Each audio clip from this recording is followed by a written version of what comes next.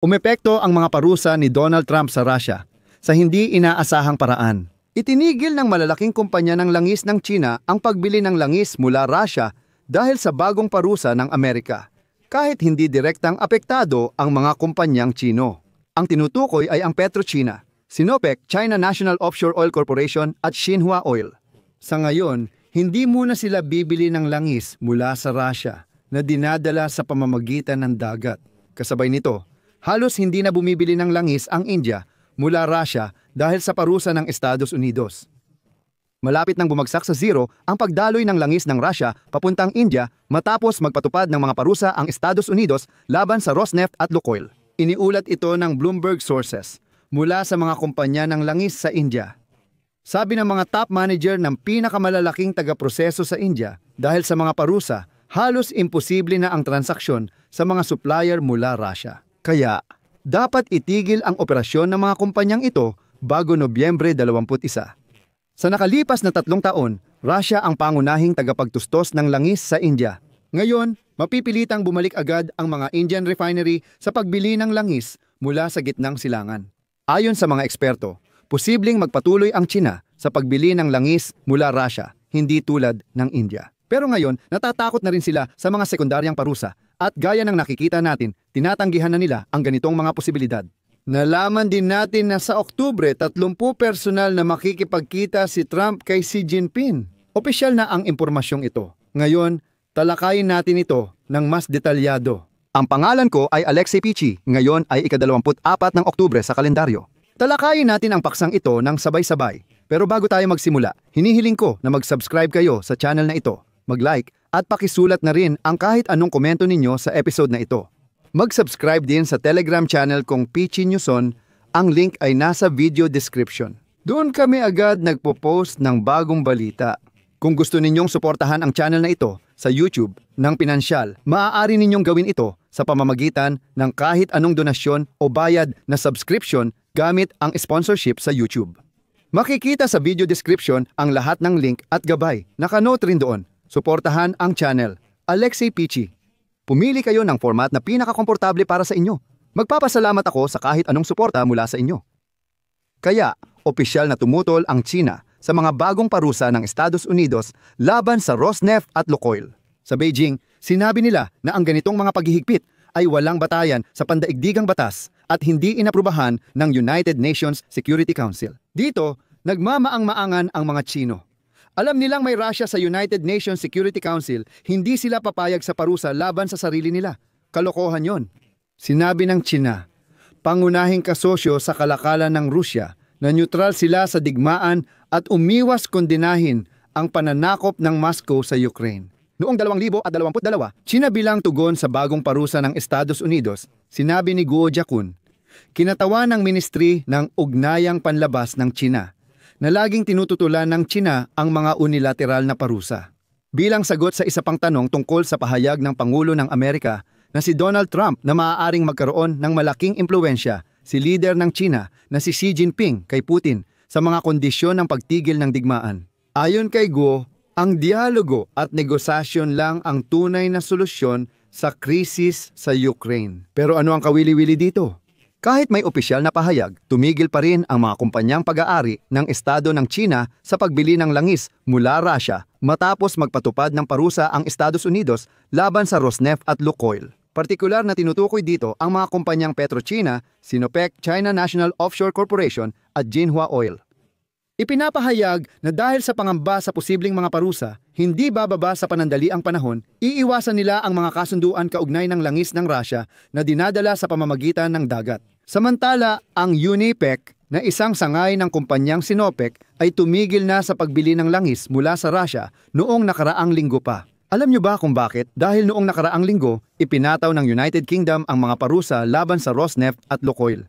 At dito, gusto ko lang banggitin na ayon sa Reuters, karamihan sa humigit kumulang 1.4 milyong bariles ng langis mula Russia na araw-araw inaangkat ng China sa pamamagitan ng dagat ay binibili ng mga pribadong kumpanya ng pagpoproseso ng langis. Pero kahit tumigil sa pagbili ang ilang kumpanyang pag-aari ng Estado, umaabot pa rin sa 500,000 bariles kada araw ang bahagi nila na di rin maliit.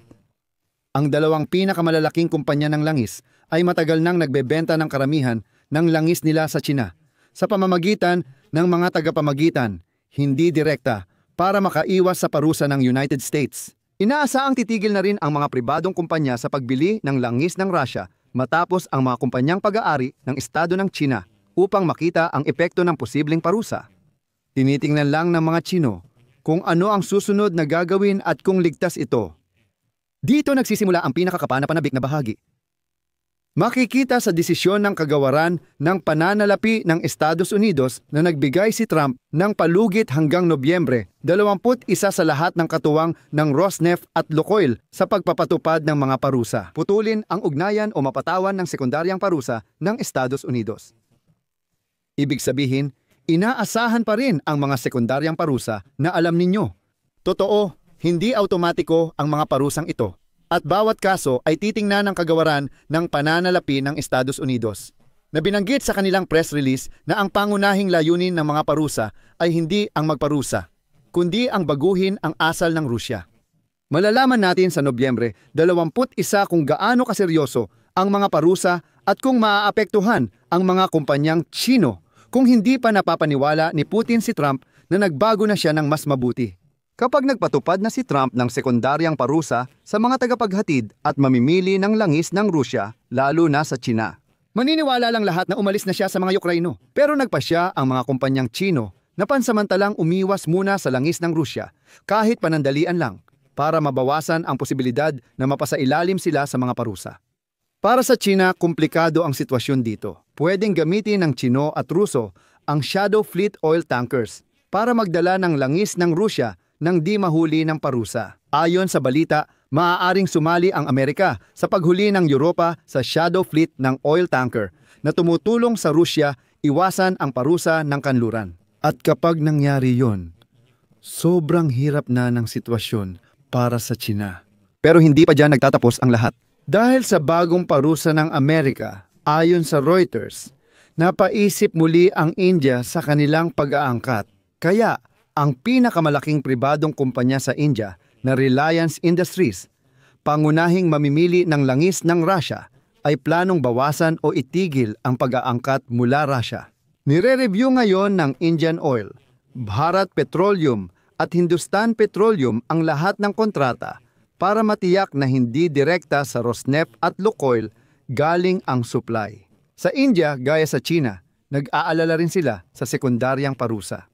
At dito, ipapaalala ko na dati nang sinabi ni Pangulong Donald Trump ng Estados Unidos na ang India, na katulad ng China ay nananatiling pinakamalaking importer ng langis mula sa Russia, ay nangakong ititigil ang pagbili ng krudo mula sa Russian Federation. Ayon sa kinatawan ng kagawaran ng ugnayang panlabas ng India, nakatuon ang bansa sa pag-aangkat ng enerhiya para protektahan ang interes ng mga mamimili. Bla bla bla. Tulad ng nakikita kapag may parusa, sinasabi ng India, sige, naintindihan, bibili na lang kami ng langis sa gitnang silangan. Paalala lang, noong Oktubre 22 ng gabi, papasok ng ika-23, nagpatupad ang Office of Foreign Assets Control ng United States Treasury ng dagdag na parusa. Dahil umano sa kawalan ng seryosong interes ng Russia sa mapayapang proseso para tapusin ang digmaan sa Ukraine. Sakop ng bagong paghihigpit hindi lang ang Lukoil at Rosneft, kundi pati 34 nilang subsidiary. Kasama sa pag-block ang lahat ng kumpanyang pagmamay-ari ng Lukoil at Rosneft ng 50% o higit pa. Pero mahalaga ring ipaalala na isang linggo bago nito, noong ika-15 ng Oktubre, nagpatupad ng mga parusa laban sa Lukoil at Rosneft ang United Kingdom. Kabilang dito ang pag-freeze ng mga asset at mga limitasyon sa pagbibigay ng trust services at mga operasyon sa transportasyon. Ipinaliwanag sa London na mahalaga ang papel ng mga kumpanyang ito para sa pamahalaan ng Russia, lalo na sa sektor ng enerhiya. Kaya tingnan natin ngayon kung paano kikilos ang India at China. Malapit na ang ika-21 ng Nobyembre, ang deadline ni Donald Trump ay naitakda na. Naglalagay ako ng tuldok-tuldok. Ilagay ninyo ang inyong opinyon at mga konklusyon sa mga komento sa ilalim ng episode na ito. Mag-subscribe kayo sa channel, pindutin ang kampanilya at huwag kalimutang mag-like. Yun lang po. Ingatan ninyo ang inyong sarili, paalam sa lahat.